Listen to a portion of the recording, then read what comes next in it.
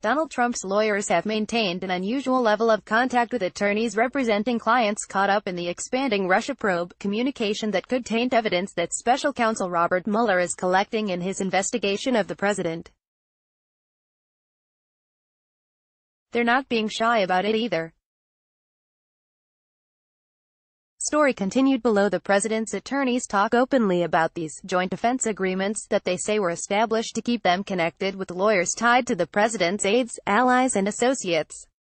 They took the lead in organizing weekly conference calls earlier this year to strategize with other counsel during an intense period of Mueller's investigation. In total, Trump's lawyers have publicly noted they have more than 30 so-called JDAs with Mueller probe targets. Under these agreements, Trump's attorneys can seek details on everything from what questions and documents Mueller's team is asking about to who's on the verge of criminal indictment.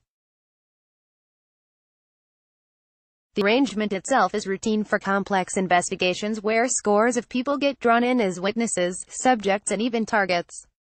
Staying in touch through formalized JDAs is a way to share information under the protection of attorney-client privilege. But the Trump team's use of JDAs has pushed legal boundaries, especially in the instances where the president's lawyers claim to have maintained these relationships with defense teams representing Mueller targets who have flipped to cooperate with the Russia probe.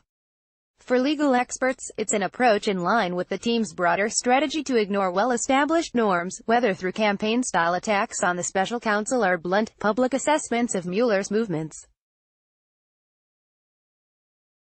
This president is mounting a full-court defense of press and is not particularly concerned with the optics of anything, said a white-collar lawyer who represents a senior Trump official in the Russia investigation.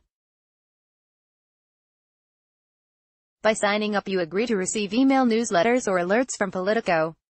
You can unsubscribe at any time. Discerning Trump's legal strategy is always a risky endeavor.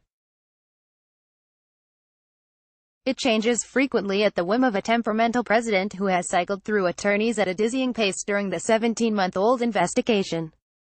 But legal experts say recent public comments from Trump lawyer Rudy Giuliani about JDAs could be part of a longer-term play to question the legitimacy of evidence the special counsel is collecting from cooperating witnesses, including former Trump campaign chairman Paul Manafort. They may be trying to plant the seed that something about his cooperation is improper somehow, said Ellie Honig, a former assistant U.S. attorney who prosecuted organized crime cases.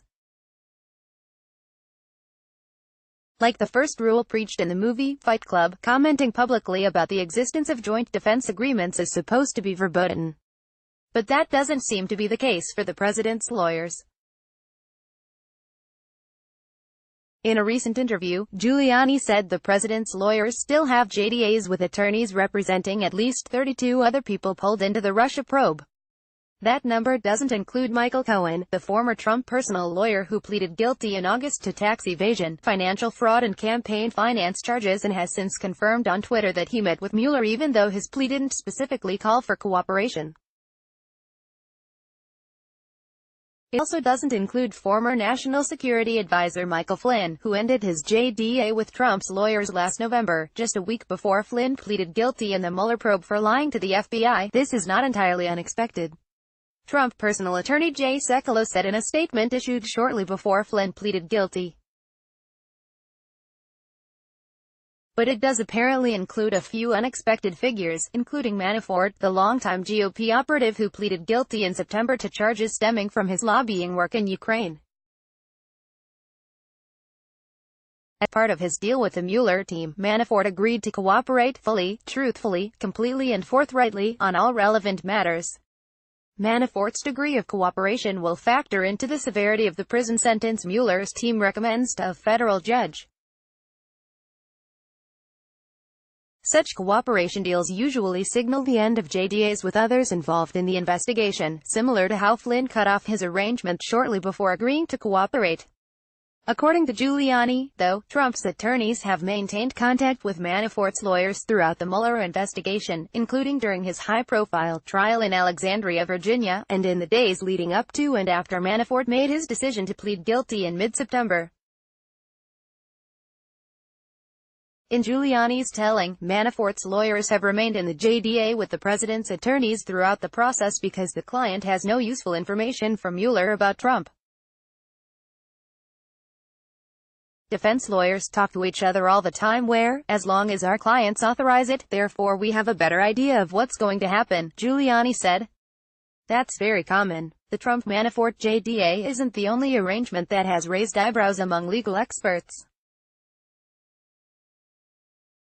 Giuliani said Trump's team is still in contact with lawyers for Alan Weisselberg, the longtime accountant for the president's family and chief financial officer at the Trump Organization.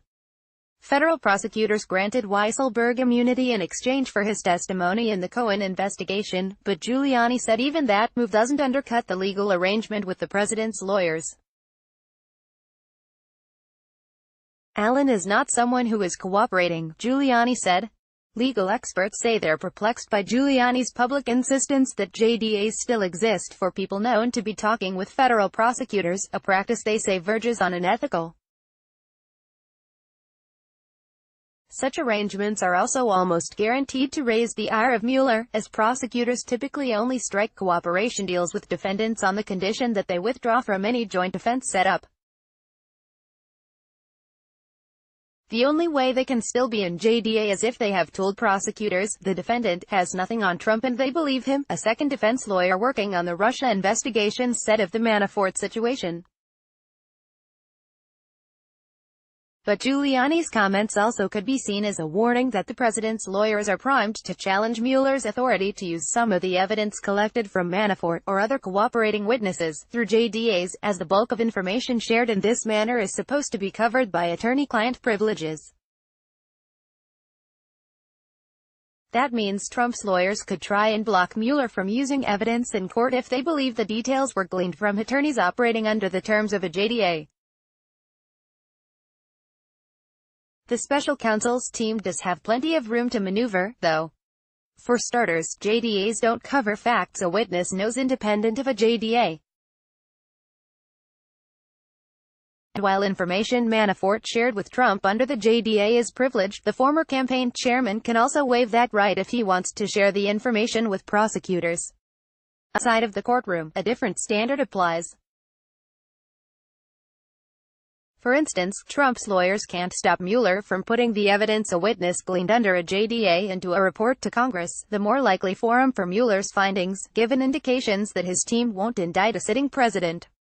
I am sure that Trump-leaning members of Congress would claim the information is tainted for all purposes, but I don't think there is any authority for that proposition, said Jack Townsend, a Virginia-based tax attorney and former Justice Department lawyer. Mueller also isn't prohibited from using criminally incriminating details that were shared through a JDA, such as a discussion about a presidential pardon for Manafort in exchange for continuing to fight the special counsel's charges. Imagine if the mafia used a JDA to try to hide a conspiracy to commit crimes. That'll go no place, said Norm Eisen, a former top ethics official in the Obama White House and a frequent critic of the Trump administration. Manafort's attorneys declined comment when asked about the status of the JDA with the Trump lawyers. Their client met last Monday with Mueller's team at its Washington, D.C. office. Joint defense agreements aren't new to high-profile political investigations. Lawyers representing President Bill Clinton and his White House staffers relied on them during the independent counsel investigation into everything from the Clintons' Whitewater land deal to the Monica Lewinsky scandal. President George W. Bush's staffers, but not the president himself, had their own JDA arrangements during the special counsel investigation into who leaked the identity of CIA operative Valerie Plame. Similarly, those pulled into the Mueller probe, and other lawsuits stemming from the 2016 election, have established both formal and informal means to stay informed. Lawyers for the longtime Trump operative Roger Stone maintained a JDA with attorneys from Trump's 2016 campaign as they battled a civil lawsuit brought by two Democratic National Committee donors and a former staffer tied to the hacking of their emails. Stone's attorneys also have a JDA with lawyers for another former Trump campaign staffer, Michael Caputo, who has been questioned by Mueller. In the early stages of Manafort's defense against Mueller's charges, his lawyers even shared information with lawyers representing Manafort's longtime deputy Rick Gates. That arrangement dissolved before Gates flipped and pleaded guilty. Claims of who's in and who's out of the Trump legal team's JDA arrangements aren't so simple, either.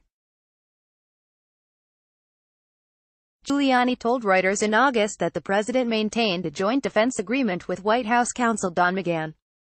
But Bill Burke, the defense lawyer for McGahn, said he never signed on to any JDAs with the president's attorneys. "My guys are there to be witnesses," Burke told Politico in January. "They're there to tell whatever it is they're supposed to tell, answer questions truthfully. They're not coordinating strategy with the White House."